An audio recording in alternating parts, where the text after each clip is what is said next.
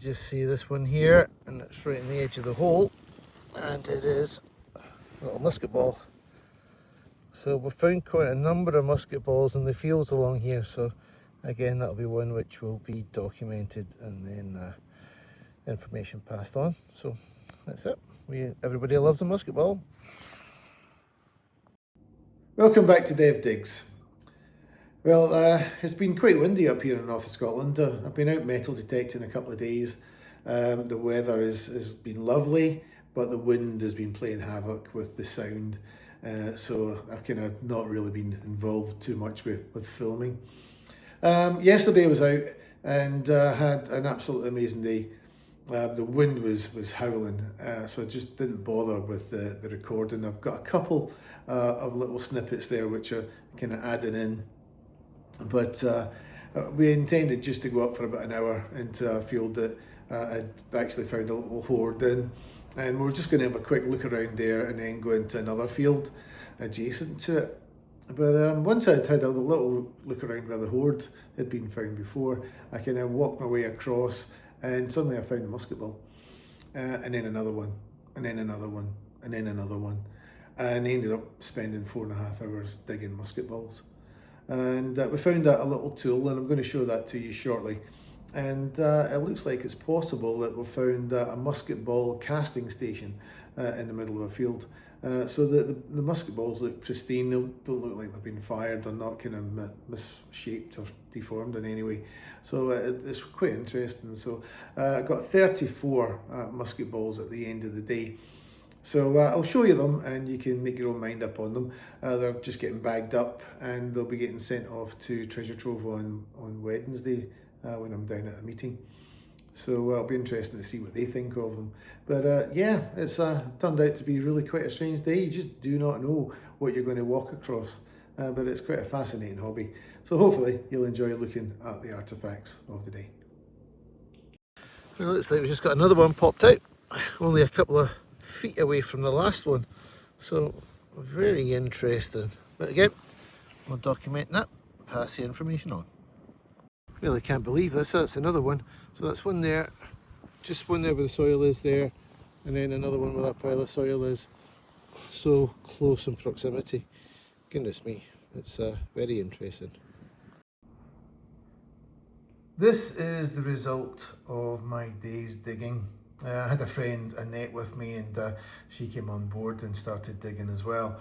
So this is a kind of accumulation of our efforts. But 34 musket balls, and as you can see, well, having cleaned them, that's going to be up to Treasure Trove to make up their own mind if they want those cleaned or not. But yeah, it's quite a number of musket balls, most I've ever dug up in any one day. So when we're looking at the musket balls, we're kind of looking at the surrounding area, we're looking at artifacts which might help us date when this came about. We've got this tool here which was found right next to a musket ball, and this is a kind of a bronze tool. You can see I've kind of scuffed it a wee bit there when I was digging it up. It was quite close to the surface, but it's hammered on both sides here, and it's been used for hitting. And what I believe that is actually a hammer, which has been used for opening up the musket ball mould. And this is what's leading me to believe that it's possibly a musket ball casting station. What we've got here also is kind of a copper coin, which was found on the plateau area where it was, and this is just found just off the edge of it, which is a tomback, and that is kind of relating to after a date that I really hope that this belongs to. I know that the house just along the road from it was actually used by the Jacobites during the 1745 uprising. So I'm hoping that this is a Jacobite musket ball kind of casting station. With the musket balls, I'll just show you that I'm going to measure them, and then I'm going to weigh them as well, so you'll see kind of the actual dimensions of it, and from that I'm hoping that it's going to be able to tell us the caliber, and by finding out that caliber, it gives us an indication of the date and the kind of type of gun that this might have been used, or they might have been used with. So let's see how we get on with that. Okay, so we've got the musket balls and we have got the calipers. So when we open this up, then this is kind of letting us know that, that's quite a big one, that's 17 millimeters. Now I haven't cleaned them. Okay, so 16.8. Let's do a little bit of a comparison.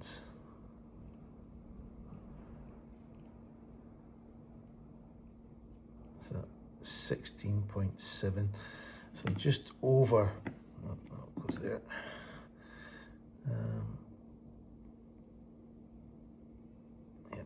16.3, so they're just over the 16 millimeters.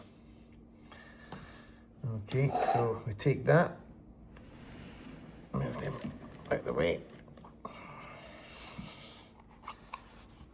bring in the scales.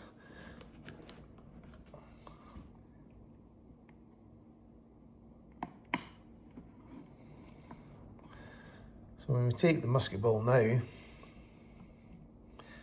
put it on 25.6 grams.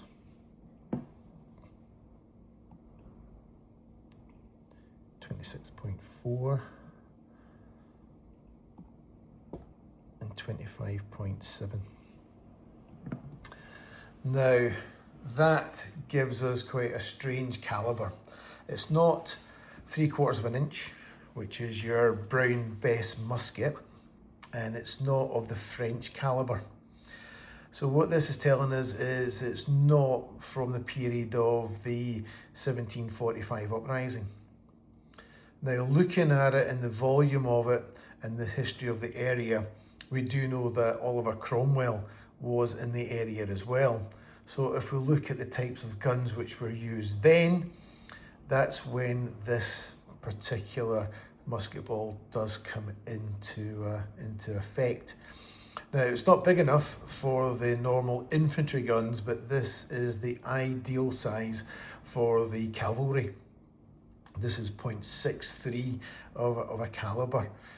So that shows that it's quite possible that it still could be a military camp, and it could be associated to the cavalry instead of the infantry, if you like. So that's quite interesting when it comes to it. But anyway, that's my findings as I've been looking into this. And when you see this tool that I have here, this, as I say, was found right next to everything, and this is a hammer for opening up the molds for the musket balls. So really quite stunning. But anyway, folks, I hope you enjoyed that. You learned something from it. Anyone's got any comments or anything, then please put them in the comments below, and really appreciate that. Thanks for watching, and if you haven't already, please subscribe. Thank you. From Dev Digs, thank you for watching. Keep watching for some more.